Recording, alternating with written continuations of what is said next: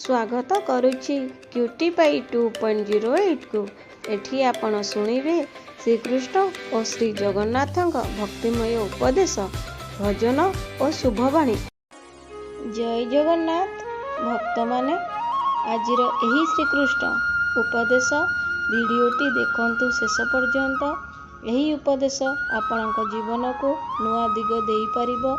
Video भल लागिले अवश्य like comment एवं शेयर करंतु एवं आम क्यूटी पाई 2.08 चैनल को सब्सक्राइब करी घंटी तीनटी दबाई दियंतु।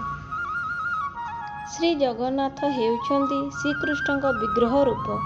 रथयात्रा केवल एक उत्सव नुहे, यह हेउछि भक्ति शुद्धता और जीवन शिक्षार एक आध्यात्मिक यात्रा।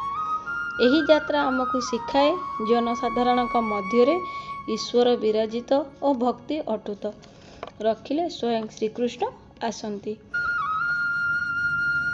गीता श्रीकृष्ण कहिछंती कर्मण बाधिकारस्ते मा फलेषु कदाचन, अर्थात आम अधिकार केवल कर्म उपरे फल उपरे नुहे।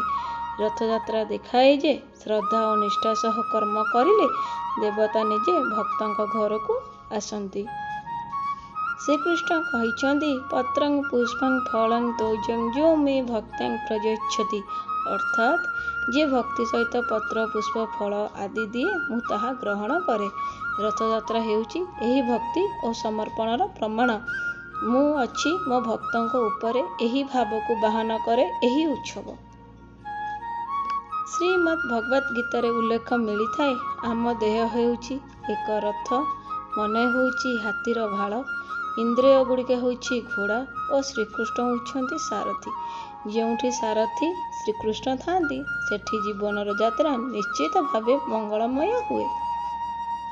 भौणी माने जदि हे उपदेश आपनको भल लागुची दयाकरी एहाको आपनक परिवार संगी और भक्त मानक सह शेयर करंतु।